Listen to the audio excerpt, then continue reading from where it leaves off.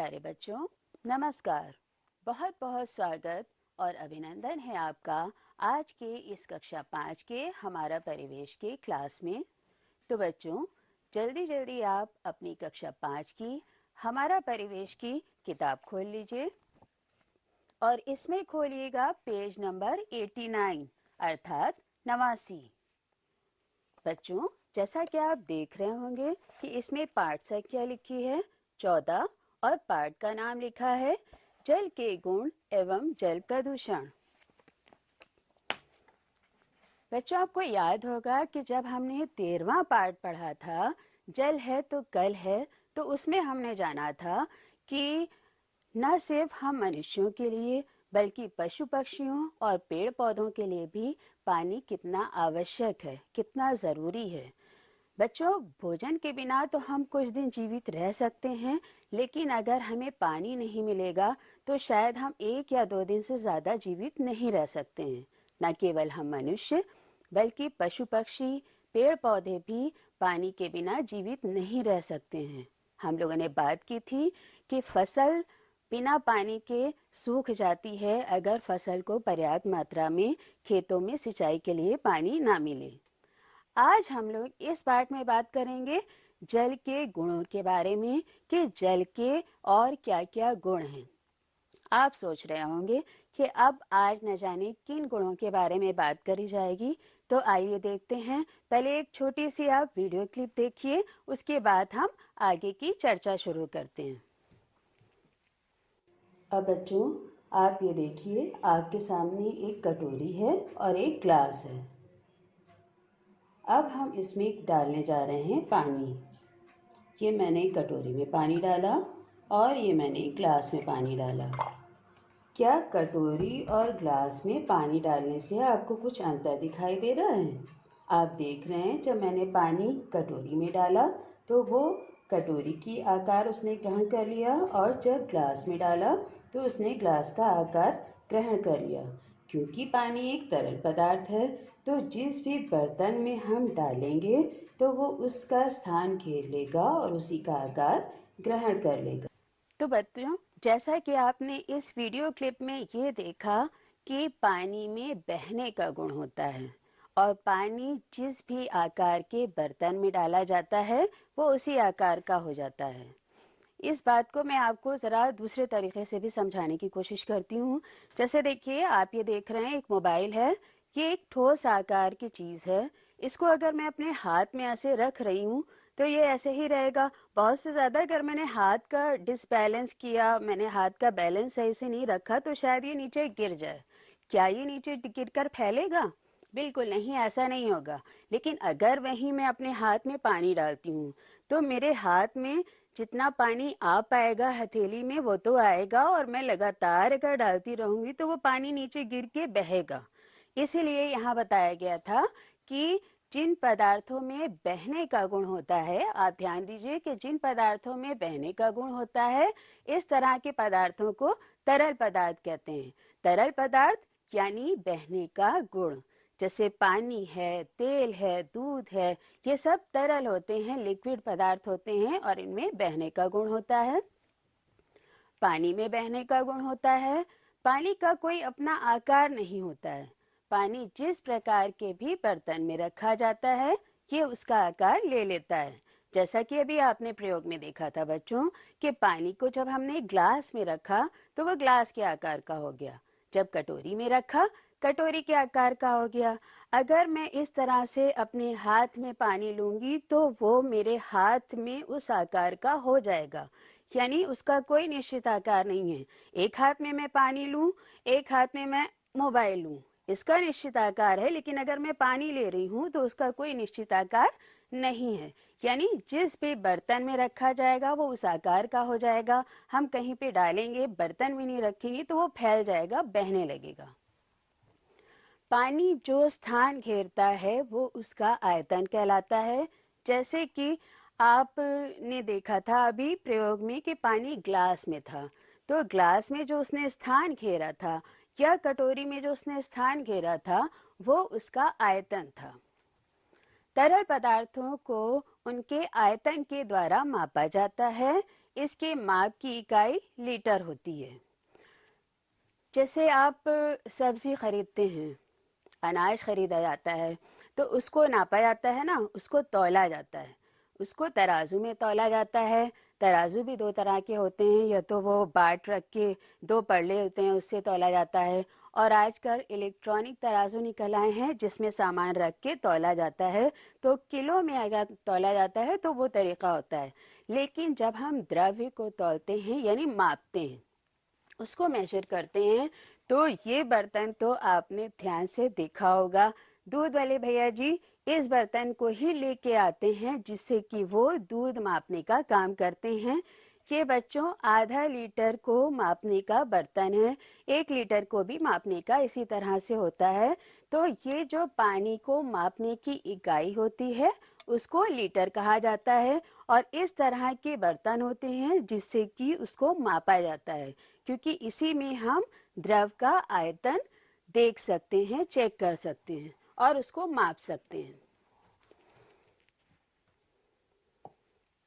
अब एक प्रयोग आप और देखेंगे जिसमें आप ये देखेंगे कि कौन कौन सी वस्तुएं द्रव में घुलनशील हैं और कौन सी वस्तुएं द्रव में घुलनशील नहीं हैं। अब बच्चों देखिए, ये 4 ग्लास यहाँ पे रखे हैं और इसमें बराबर की मात्रा में पानी रखा है। पहले ग्लास में हम डालते हैं चीनी थोड़ी सी, दूसरे ग्लास में डालते हैं नमक,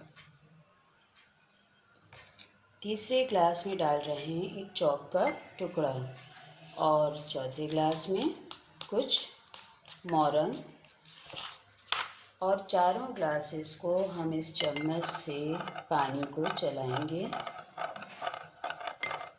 इसमें देखेंगे कि कौन से पदार्थ पानी में घुल जाते हैं यानी घुलनशील हैं, और कौन से पदार्थ पानी में नहीं घुलते हैं, अर्थात जो अघुलनशील पदार्थ हैं।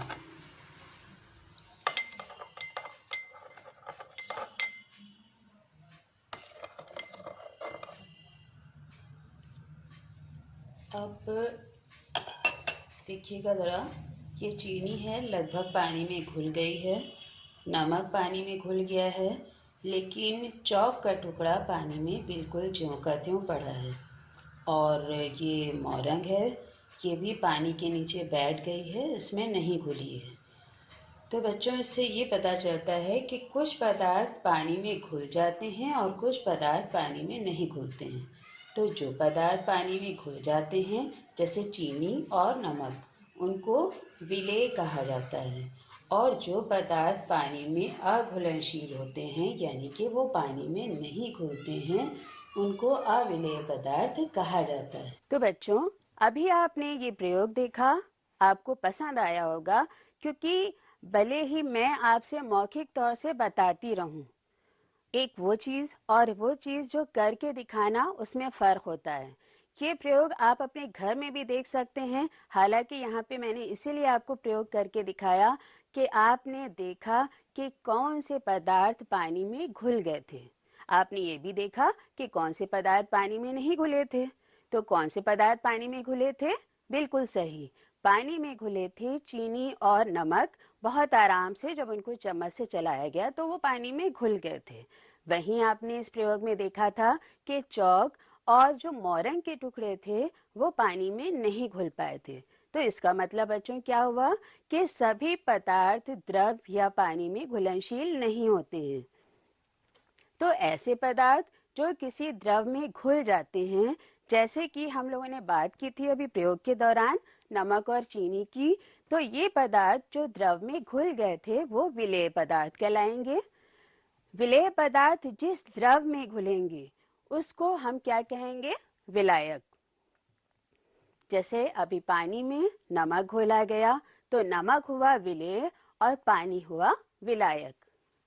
कुछ ऐसे पदार्थ भी होते हैं जो द्रव में नहीं घुलते हैं, उन्हें अविलेय पदार्थ भी कहते हैं, जैसे चॉक पाउडर, रेत इत्यादि।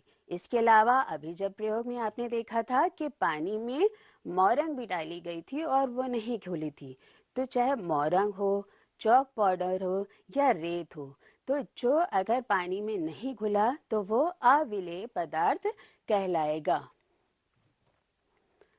द्रव में किसी विलेय तथा द्रव में किसी विलेय पदार्थ के घुलने पर विलयन बनता है। जैसे कि अभी हम लोगों ने प्रयोग किया था और देखा था कि पानी में नमक घोला या पानी में चीनी घोली, तो पानी में नमक और चीनी को घोलने पर जो घोल तैयार हुआ उसको ही बच्चों क्या कहा जाएगा? विलयन। तो एक बार फिर से मैं इस बात को आपको याद दिलाना चाहती हूँ कि ऐसे पदार्थ जो द्रव में घुल जाते हैं वो विलेय कहलाते हैं, और वो जो द्रव होता है जिसमें विलेय घुलता है उसे हम विलायक कहते हैं। और विलेय और विलायक को घोल को उसको जो मिल के जो घोल तैयार होगा वो कहलाएगा विलयन। अब आप देखिए, ये दो परख नली हैं और इसमें बराबर मात्रा में पानी है और दोनों में थोड़ी थोड़ी चीनी डालते हैं। देखते हैं किसमें चीनी जल्दी घुलेगी। ये जानने के लिए एक प्रयोग करने जा रहे हैं। इसमें सादा पानी है और चीनी डली भी है, और इस परख नली को थोड़ी देर के लिए हम आग पर गर्म करेंगे।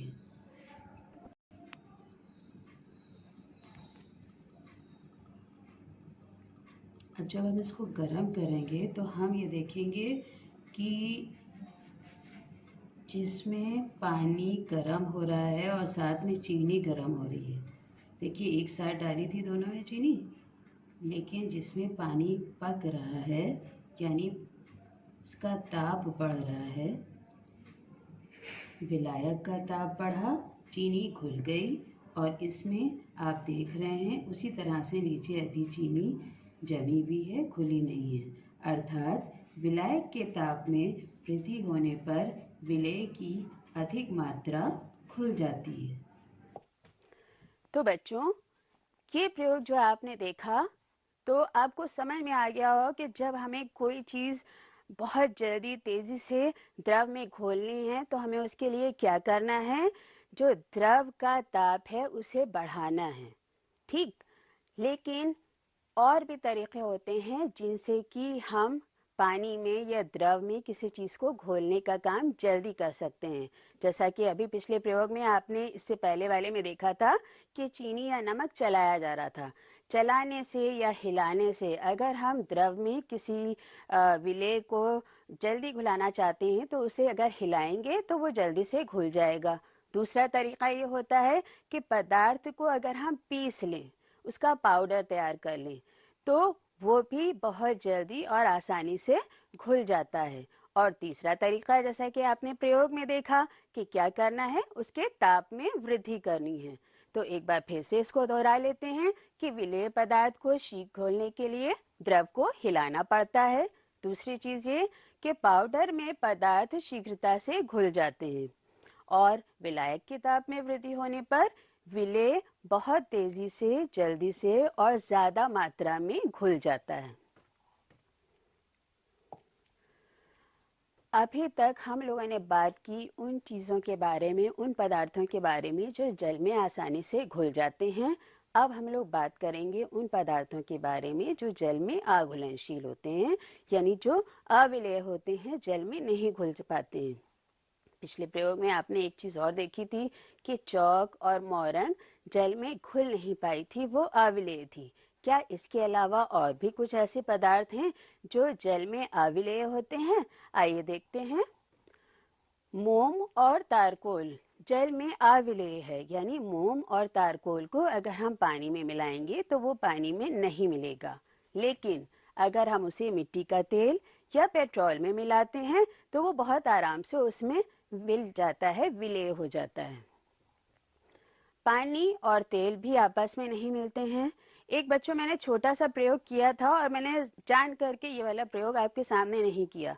मैंने इसकी फोटो डाली है और मैं चाहती हूँ कि ये प्रयोग आप खुद से घर में करके देखें। आप क्या करिएगा, किसी पारदर्शी ग्लास में या कटोरी में थोड़ा पानी लीजिए और उसमें बस सिर्फ 1 चम्मच आप तेल डाल दीजिएगा।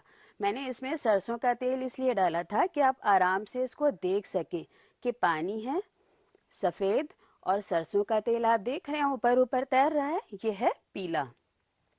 मैंने इसको चम्मच से बहुत मिलाया और जब आप प्रयोग करेंगे तो आप भी इसको मिलाने की हिलाने की कोशिश करेंगे, देखिएगा कि क्या वो घुलता है। नहीं घुलेगा, यकीन मानिए नहीं घुलेगा, क्योंकि पानी और तेल की प्रकृति विपरीत होती है। समान प्रकृति वाले पदार्थ होते हैं तो वो आपस में घुल मिल जाते हैं, लेकिन पानी और तेल की क्योंकि प्रकृति विपरीत है तो वो आपस में नहीं मिलते हैं। समान प्रकृति से आप सोचिए कि जैसे अगर दूध और पानी मिलाते हैं तो बहुत आराम से पानी में दूध या दूध में पानी मिल जाता है, लेकिन तेल पानी में नहीं मिलेगा। इसी तरह से मोम और तारकोल पानी में घुलनशील नहीं है, लेकिन मोम और तारकोल मिट्टी के तेल और पेट्रोल में विलय हो जाएगा उसमें, क्योंकि वो घुलनशील है। तो समान प्रकृति वाले पदार्थ समान प्रकृति वाले पदार्थों में ही घुलते हैं। पानी और तेल की प्रकृति क्योंकि विपरीत होती है तो इसलिए पानी और तेल आपस में नहीं घुल पाते हैं। अब बच्चों, जो वस्तुएं अगर पानी में नहीं घुल पाती हैं तो उनका क्या होता है, यानी वो वस्तुएं जो जल में अघुलनशील हैं, अविलेय हैं। तो जो वस्तुएं पानी में नहीं घुलती हैं वो या तो पानी में तैरती रहती हैं या फिर पानी में डूब जाती हैं। जो वस्तुएं पानी के ऊपर तैरती रहती हैं इस वजह से क्योंकि वो हल्की होती हैं और उनका घनत्व कम होता है, लेकिन जिन वस्तुओं का घनत्व ज़्यादा होगा वो पानी के अंदर डूब जाएंगी, उसमें बैठ जाएंगी। इसके लिए एक प्रयोग करके दिखाते हैं, आइए देखते हैं। अब बच्चों, ये देखने के लिए कि अगर कुछ वस्तुएं ऐसी भी हैं जो पानी में घुलती नहीं हैं तो उनका क्या होता है। तो जो वस्तुएं पानी में घुलती नहीं हैं वो या तो पानी के ऊपर तैरती हैं या उसमें डूब जाती हैं। अब इस प्रयोग को देखने के लिए कि कौन सी वस्तुएं पानी में डूब जाती हैं, मैंने एक ग्लास में डाली कुछ कीलें और एक ग्लास में मैंने डाला कुछ लैया के टुकड़े। अब आप देखिए कि कीलें पानी के अंदर डूब गई हैं और लैया जो है वो पानी के ऊपर तैर रही है। ऐसा इस वजह से है क्योंकि जिन वस्तुओं में घनत्व ज़्यादा होता है वो पानी के अंदर डूब जाती हैं और जिन वस्तुओं का घनत्व कम होता है वो पानी के ऊपर तैरती रहती हैं। जल में घुलनशीलता के गुण के कारण कुछ ऐसे पदार्थ पानी में मिल जाते हैं जैसे साबुन, कूड़ा कचरा आदि, जो पानी को दूषित कर देते हैं। इस प्रकार जल के दूषित होने को जल प्रदूषण कहते हैं। इनके कारण पानी में सूक्ष्म जीव पनपते हैं जो बीमारियों का कारण होते हैं। जैसा कि अभी हम लोग इतनी देर से बात कर रहे थे जल में घुलनशीलता और अघुलनशीलता के बारे में, तो क्योंकि जल में घुलनशीलता का गुण होता है तो अक्सर क्या होता है कि कूड़ा कचरा हवा के द्वारा पानी में आ रहा है या लोग साबुन का पानी डाले दे रहे हैं तो उसकी वजह से तो वो पानी दूषित का मतलब खराब हो जाना, जिसका प्रयोग ना किया जा सके, तो वो पानी खराब हो जाता है, दूषित हो जाता है और इस प्रकार से पानी के दूषित होने को हम जल प्रदूषण कहते हैं। और जब जल दूषित हो जाता है तो उसमें तमाम तरह के सूक्ष्म कीटाणु और जीव पनप जाते हैं, जिनकी वजह से अगर हम उस पानी को पिएं तो हम बीमार भी हो सकते हैं। अब देखिए कि जल प्रदूषण किन किन कारणों से होता है। कारखानों से निकले हुए अपशिष्ट पदार्थ नदियों में छोड़े जाते हैं। जैसे आप ये देख रहे हैं, ये इस चित्र में ये कुछ अपशिष्ट पदार्थ हैं जो सीधे नदियों में छोड़े जा रहे हैं और कितना गंदा और काला काला सा पानी निकल रहा है। तो अगर ये इस तरह से नदियों में लगातार छोड़ता जाता रहेगा तो जहाँ से हम स्वच्छ और शुद्ध पेयजल प्राप्त कर सकते हैं तो उसमें कमी होगी और हमें परेशानी का सामना करना पड़ेगा। इसके अलावा कृषि कार्य हेतु उपयोग में लाए जाने वाले कीटनाशक, उनसे भी जल प्रदूषित होता है। एक बहुत गलत प्रथा चली आ रही है कि लोग क्या करते हैं, अक्सर आज भी मैंने देखा है कि नदियों और तालाब के किनारे जाते हैं और कपड़े धोने का काम करते हैं या अपने पशुओं को नहलाने का काम करते हैं। कभी कभी लोग खुद भी नहाने का काम करते हैं। जैसे आप ये देख लीजिए कि यहाँ पर बच्चे और कुछ बड़े लोग भी पानी में नहाने का काम कर रहे हैं। तो इस तरह से पशुओं का नहलाना, कपड़े धोना, मनुष्य का स्वयं का नहाना, इससे भी तालाब और नदी का जल प्रदूषित होता है। एक और बहुत गलत प्रथा चली आ रही है कि लोग आज भी शौच के लिए शौचालय नहीं जाते हैं और नदी और तालाब के किनारे वो शौच करते हैं। ये भी एक बहुत बुरा कारण है जिसकी वजह से जल प्रदूषित होता रहता है। तो बच्चों, मैं ये चाहूँगी कि आप अपने घर के बड़ों को, आसपास के लोगों को भी इसके लिए जागरूक कीजिए, क्योंकि पानी का बहुत ही सीमित भंडार है। तो इस तरह से कपड़े धोकर, को नहलाकर, खुद नहाकर या तालाब और नदी के किनारे शौच करके हमें उस पानी को गंदा नहीं करना चाहिए, और अगर कोई इस तरह से करता है तो आप उसको रोकने का काम करिएगा। थोड़ा सा छोटा सा आपको गृह कार्य यानी होमवर्क भी दे रहे हैं। अब तक जो पढ़ाया वो बातें आपको समझ में आ गई होंगी, और मैं उम्मीद करती हूँ कि बहुत आराम से आप इस होमवर्क को कर लेंगे। पहला प्रश्न है इसमें, विलेय और विलायक से आप क्या समझते हैं? तो विलेय वो पदार्थ जो हम द्रव में घोलने जा रहे हैं, और द्रव जो होगा वो विलायक कहलाएगा। विलयन क्या है? विलायक और विलेय को जब हम घोल लेंगे, मिला लेंगे, तो उसका जो मिश्रण तैयार होगा वो विलयन कहलाएगा। जल प्रदूषण किन कारणों से होता है? कारखानों से निकले हुए अपशिष्ट पदार्थ, कृषि कार्य के लिए प्रयोग किए जाने वाले कीटनाशक, इसके अलावा नदी और तालाब के किनारे लोगों का कपड़े धोना, स्वयं नहाना, पशुओं को नहलाना, शौच करना, इन सब कारणों से जल प्रदूषण बढ़ता है।